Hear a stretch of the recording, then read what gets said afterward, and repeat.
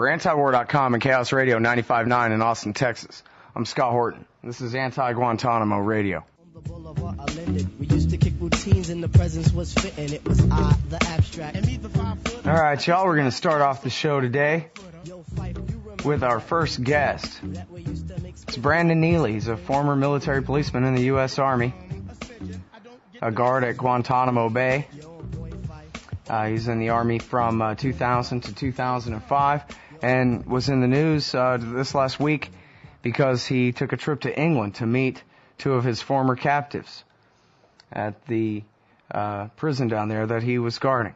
Welcome to the show, Brandon. How are you doing? Great. How about yourself? Thanks for having me. I'm doing great, and thanks very much for joining us. I should also mention you're a member of Iraq Veterans Against the War as well. That's IVAW.org. So I guess tell us about when you first went to Guantanamo Bay, how it was, I guess, if you want to, tell us how it was that you decided to be an MP and your path to Guantanamo Bay. Well, I joined the Army in August of 2000. I joined a year before 9/11 even happened. So when I initially joined the Army, I didn't think much was going to go on, just join and get some education and some kind of skill set and go on with life after 5 years of service. 9/11 happened in January of 2002. On a Friday night, I volunteered for a rapid deployment, which I found out later on that night, Sunday morning, that I would be leaving to Guantanamo Bay. So we get to Guantanamo Bay about 72 hours before the first detainees arrive on January 11th, 2002. From the time we hit the ground, we were told that the people that would be held at Guantanamo Bay they would be detainees. These are guys, these are the worst of the worst. These people were caught fighting American people on the battlefield. These are the people that planned or helped plan 9/11 or would, kill us in a heartbeat. I stayed at Camp X-Ray for 6 months. I was there at Guantanamo. During my time there, after 9/11 and when I got to Guantanamo, I was just as angry and upset as everybody else. And I really thought at the time that we needed to do something, seek revenge and kind of like an eye for eye. And during my time at Guantanamo, my views kind of changed on the whole issue. Not that I didn't think that terrorists should be held in some way or not. I just didn't agree with a lot of the treatment that was going on. I wonder, how long were you there before you realized that maybe not all these guys would cut my head off if they could in a second, kind of thing, like they had told you? Probably maybe a couple months or so. When I started speaking to some of the detainees that did speak English, like one of the detainees I did go meet, Ruhal. I mean, I was a year older than he was, and here we were talking about music and things that I did back home when I was here in the States. Go in the club, talking to girls. But it just, a lot of the detainees were telling the same story that, I was bought. The Americans bought me for $1,500, $3,500 a head, and they were sold to the Americans by the North Alliance or whoever. And that's when I started thinking about it. But even the stuff that was going on in the camp, every day when you went to go work at the camp, you were constantly getting drilled in your head that these people would kill you in a heartbeat. So as soon as a lot of people maybe start having doubts, every day you're getting that put in your head, you're gonna, start thinking one way, you're gonna snap right back to the other way. Yeah. Well, I'm curious if your officers are teaching you guys that these are all the worst of the worst and all that. What are the instructions, the specific training that they gave you on how to imprison them? I mean, if you're an MP, that doesn't mean that you're trained as a prison guard, right? So they must have given y'all instructions about how you were to treat these worst of the worst people. Training-wise, we were probably there a day and a half, 2 days before the first detainees arrived. We went over quick training as far as handcuffing procedures, but being military policemen, we were all pretty efficient in that anyways. Other than that, we weren't given no kind of specialized training other than we were given instructions on the IRF team, their Internal Reaction Force team, just like the one man would carry the shield and take control of the head, two man would go to the right hand, and so on. And just go back a little ways. From the time we were there, from the day we stepped foot in Guantanamo, we were told at no time did the Geneva Convention would not be in effect because these guys were not enemy prisoners of war, that they were detainees. And we were told from day one that a facility like this had never been ran, and there was no standing operating procedure at the time. That was just play it by ear. If it didn't work on one day, we just go a different way the next day. Mm-hmm. Well, now, most of the coverage of torture, whether at Guantanamo or whether in Afghanistan or whichever ghost prisons around, have focused on actual interrogation. But, you know, there was also the Abu Ghraib scandal where the people who took the rap anyway, the people in the pictures, they weren't interrogators, they were the guards. And they had been instructed, they say, and I think credibly in enough different times from different ones of them, that they had been instructed to soften these people up so that when the actual interrogators got there, that they would have less trouble cracking them. Were you guys under instruction, either explicitly or implicitly, to keep these guys on edge and make their lives absolute hell, or were you basically there protecting them in the sense that a sheriff is in charge of the people in his holding tank? I would say we weren't directly told to, I guess you would say, soften them up.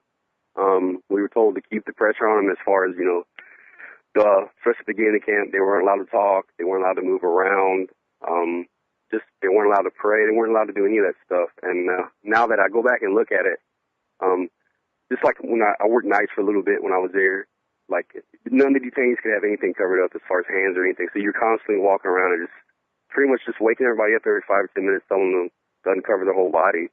So, which we were told to do that, which pretty much was depriving the whole camp of sleep for all those months. So I guess, you know, without even knowing it, you know, we were softening them up for interrogation or whatnot. But we were never directly told. We were just told to keep the pressure on them and strictly enforce the rules or whatever we were told to. But that was it. Now, did you ever witness any interrogations there? No, I never was part of any interrogations. The only thing I speak about and the only thing I saw was what I saw on the everyday blocks or what I took part in. Mm-hmm. Well, and, you know, I think that's really important just to make that contrast. That here's a guy, you're a military policeman, a guard, never involved, I guess not even standing outside the door while someone was being interrogated. Is that what you're saying? No, not at all. Camp X-Ray, they actually brought another MP military police company in from Fort Stewart, Georgia, and their primary mission was to come into Camp X-Ray and escort the detainees to the interrogation room. That was their primary mission. That's what they did the whole time. Mm-hmm.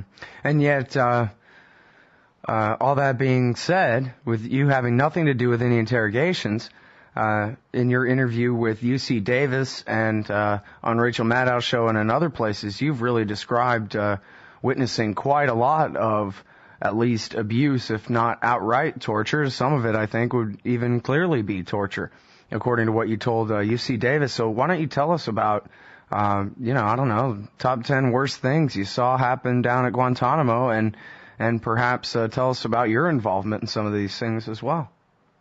Well, I'll just start off with my involvement in the first situation. As many people have read the UC Davis project.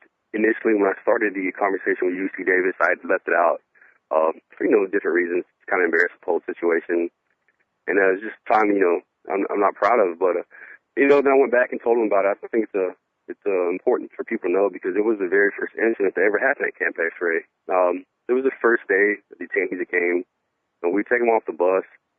And we take him to an in-processing station. And the detainee was he was a lot older than other detainees. I would say probably he was in his late 40s, early 50s.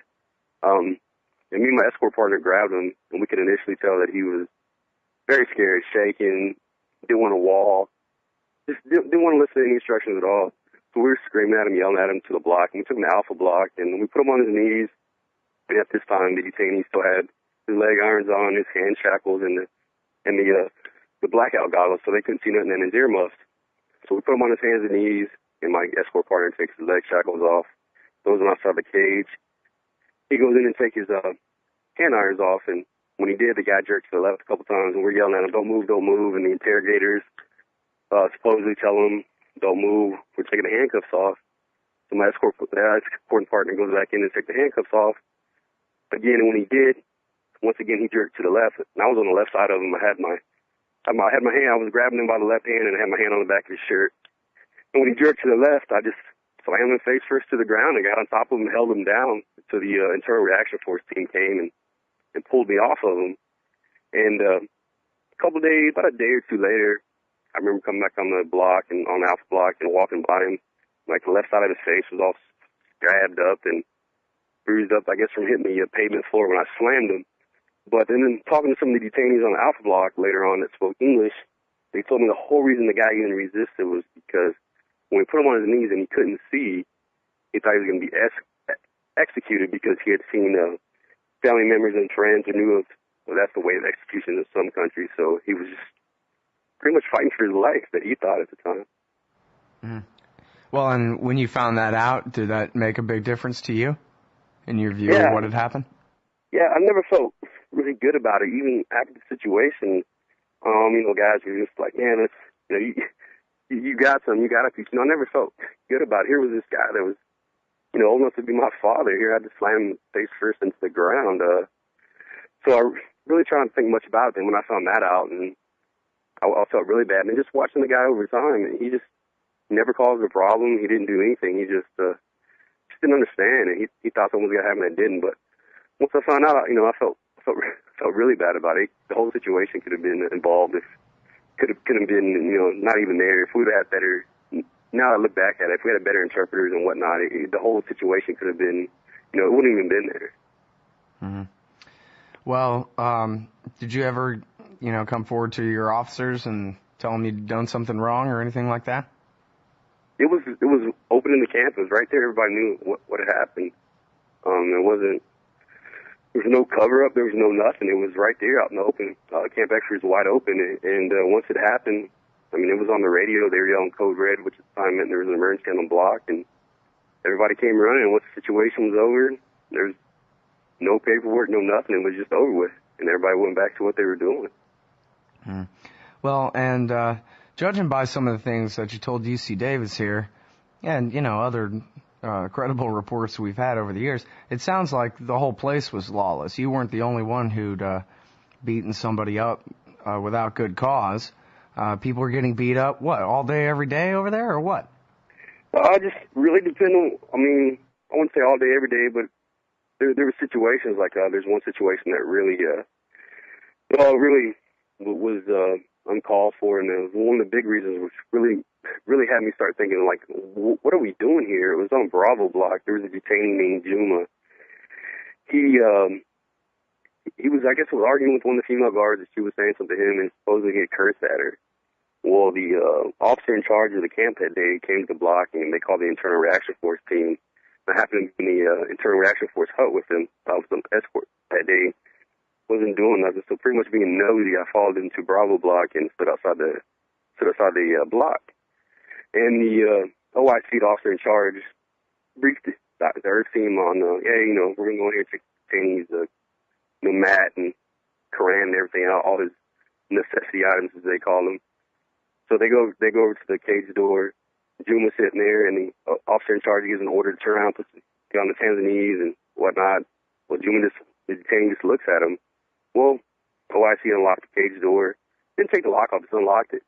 As soon as he unlocked it, Juma turned around and with his hands and knees, put his hands behind his back. So they went ahead and opened the door, and the Internal Reaction Force team started going in. But as they started going in, the one man on the Earth team would carry a riot shield. He just tossed it to the side and kind of, about 5 or 6 feet from him, kind of took a little jump, and jumped in the air, came down knee first on the back of Juma's back. And the rest of the Internal Reaction Force team jumped on top of him. You could see him hitting him, kicking him for about 15 or 20 seconds. And as they were holding him down, they called for the female guard to go in the cage, and she went in there and she struck Juma a couple times in the head. Then everybody stood up, and Juma laid there in a pool of blood, hog-tied, right there on the Bravo Block floor in his cage. And then the medics came and got him and took him to the Navy hospital there in Guantanamo, and he came back a couple of days later, all stitched up with a broken nose. But it was a situation that was just really uncalled for. There was no reason for the whole situation to go that way. Mm-hmm. Now, this immediate reaction force or rapid reaction force you're talking about, this is like when people see on TV, MSNBC will do the thing on the prisons. This is like cops in riot gear, and they all rush in, 4 or 5 guys all rush into the prison cell to get control of somebody who's unruly or something, all at the same time. I wonder, what were the circumstances? How bad would somebody in their cage have to be acting before you guys would rush them like that? Well, in Camp X-ray in the early days, or Camp X-ray in general, it was just the discretion of the officer in charge. So it's pretty much, if they wanted to earth you, as earthing became a verb. They would just earth you. They would send an internal action force for whatever reason, whether you're being too loud, whether they wanted to take your items out, or whether they wanted to restrain you to force you to take medication. It was just. What about no reason at all? Were there? Did they do these IRF raids on people who were just sitting there doing nothing? I never saw nothing for no reason. I mean, but they would do it for reasons just like I said, we're just refusing to take medication. Let's go in there and earth them. But it wasn't like you would see on MSNBC on the prison shows or at a prison where they would send a 5-mil cell extraction team in, and they would go in there and hold them down and cuff them up and bring them out. It was always done with like extreme force. There was never no in between. Once they were coming, and the detainees knew that you were going to get. I mean, you're going to feel some pain. So. Well, what does that mean exactly, extreme force? We're talking about how many men going in there, and then what is it that they do to these guys? There'd be 5 men, 5, good-sized guys, and they would go in there, and they're supposed to go in there and hog time or just take control of them. But, most of the time they would go in there and just hold them down, hit and kick them before they ever attempted to put the cuffs or hog time up. And it was just, it just became a normal thing. Like one time on a Charlie block, this guy, one of the detainees refused to drink an insert can, and they went in there and chained him to the fence, like standing up, and the one man held him by the guy on the one man on the earth team held him by the face while they kind of held him by the jaw while they just shoved the insert down his face or down his throat. They just went all over his face, and he didn't even take a drink of it. That's the kind of stuff they did when I was there. Well, you've mentioned hog tying here a couple of times, and that means that, like you're laying on your stomach with your legs back and cuffed to your also cuffed wrists, right? Yeah, correct. So I wonder about other stress positions. Were people shackled into other, for example, how long would somebody be hogtied? And it's the kind of thing where if they tie too tight, your spine snaps, right? So it can't be comfortable even if it's not quite that tight. How long would somebody be hogtied like that? Well, during that time I was there at Camp X-ray, it's pretty much the officer in charge of discretion. So they might be there 20 minutes, and they might be there an hour. It's just depending on who was working and what they chose to do. And other stress positions, I guess we know from the minutes of the torture of Katani that they would have him chained to the floor in a squatting position and all kinds of strange things. People have been hung from the ceilings. What about at Guantanamo? Oh, I don't know. I never saw any of the... Well, now, most of that's during interrogation, but what about any other, shackling or people, forced to crouch over for a long time or that kind of thing? No, I never did see none on the blog. All right, now, what about Camp No? I'm sure you saw the other Scott Horton's article in Harper's Magazine about the suspected murder of 3 men in June of 2006. Do you know anything about this Camp No? Was it there when you were there? Not that I know of. The last month and a half I was there, we actually took detainees over to Camp Delta. Camp Delta, where the first part of it had just finished being built. But at the time, I didn't know any of any other camp at all. So I don't know. I had no knowledge of it if it was there at the time I was there. So the camp that you were stationed at isn't even the same camp that the witnesses in that story were stationed at. They're talking about a road away from their camp that you go this way and then take a left and it leads to the secret base. You weren't even anywhere near that. Just for about a month and a half, where Camp Delta is at now. I've seen the map of where Camp No is at, and when I've heard Scott Horton and people tell that story and where they're at, I know where they're talking about. Because once you leave Camp Delta, if you take a left, before I left there was a bunch of sea huts that we moved in from that it was built there by the Seabees there, because we lived in tents when we initially got to Camp X-ray, because Camp X-ray was on the other side of Guantanamo Bay.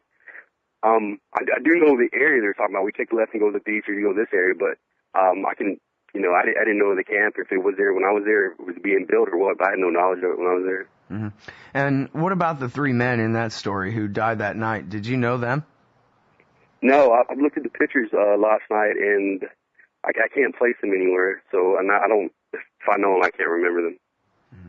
All right. Well, so now let's talk about this redemption thing you got going on here, man. It's quite impressive to me that you would go over to England to meet 2 of these former inmates and apologize in person to them the way you did. When was this exactly?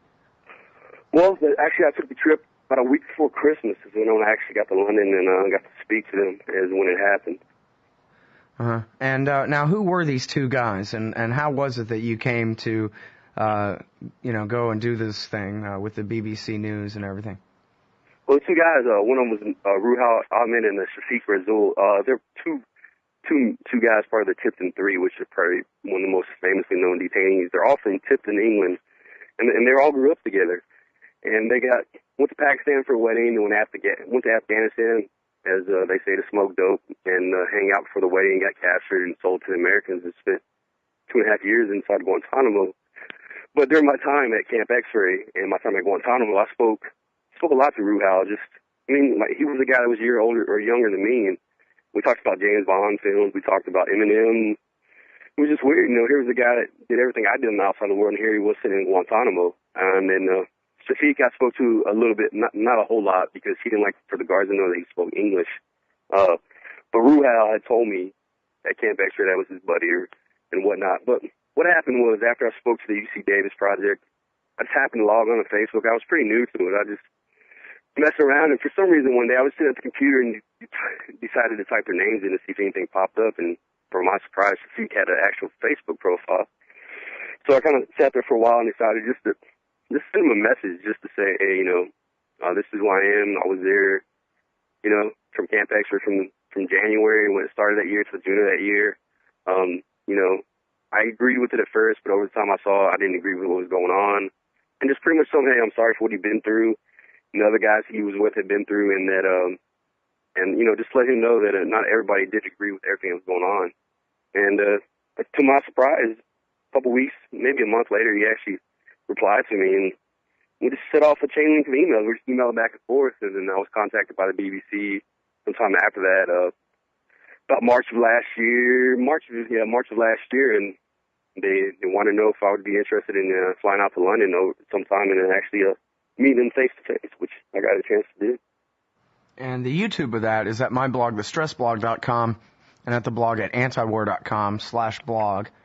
And the article at the BBC website is Guantanamo Guard reunited with ex-inmates. And so tell me about how'd this go. It started off a little bit uncomfortable, but you guys ended up being friends by the end. Look at this picture of the three of y'all smiling and joking together.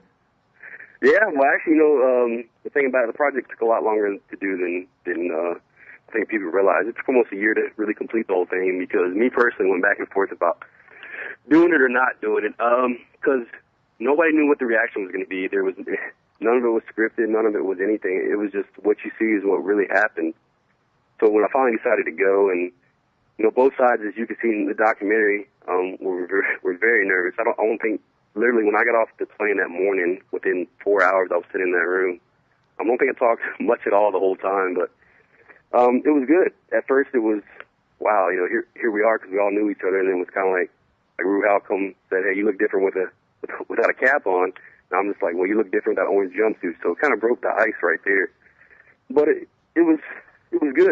I think me telling them, as like Shafiq told me, he's like, you didn't come here and try to apologize for the government. You just came here and apologized for what you did and what you took part in. And then, they told me they really appreciated it.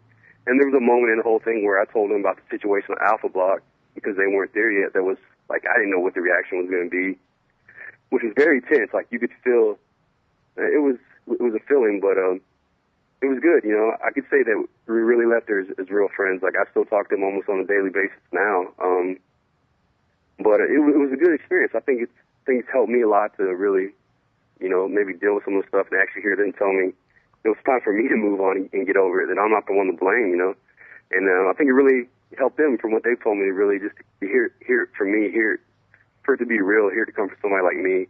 And it was great just to meet their families and everything. Just, 8 years ago, here we were detaining a guard, and 8 years now, we're all three of us got jobs, got family, got kids, and we're just, we're really no different. It's just, we started on a journey 8 years ago, and here we are. We're just the same people. All right, so tell me about your activism with the Iraq Veterans Against War. Well, actually, no, first tell me about how you ended up in Iraq. You left Guantanamo Bay in when, 2004? Yeah, I left Guantanamo in 2002. I was there from January of 2002 till June of 2002. Oh, okay. And then from there you went to Iraq. Yeah, I went to Iraq March of '03 and left out Iraq in March of '04. And what did you do there? I was an MC. There I just did various missions from VIP escorts to patrolling to convoy escorts and just the little missions, just driving around, patrolling the streets of whatever city we were in at the time. So luckily you didn't have to do too much that you regret while you were there, at least. Yeah, I mean, I think you go to a place like that, you do stuff that, you know, because at first, going to Iraq, I agree with the whole situation. Like, we're going to do this great stuff. And after a while, seeing some of the stuff I did and taking part, you know, just seeing it and realizing what we were telling the American people wasn't real, I really just became disheartened, and it was really turning against the war. I just didn't agree with it. All right, so now tell us, please, about Iraq Veterans Against the War and your role there.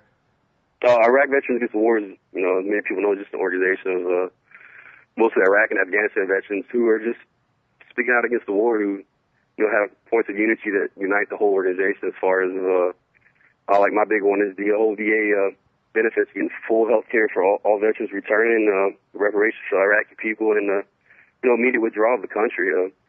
Because, you know, like Obama says, we're going to leave Iraq, but he still has not proven to show that he's going to do that anytime soon. So hopefully people keep the pressure up, we'll actually leave that country. So. All right. Well, listen, I think it's great that you're going around speaking out and, you know, trying to make right what once went wrong and all that. So thanks very much. Thanks for having me. I really enjoyed it. All right, everybody. That's Brandon Neely, former MP in the U.S. Army and Guantanamo guard. You check out the article at BBC News. It's Guantanamo guard reunited with ex-inmates, and you can also find the YouTube of it at Anti-Wars blog and at my own blog, thestressblog.com as well.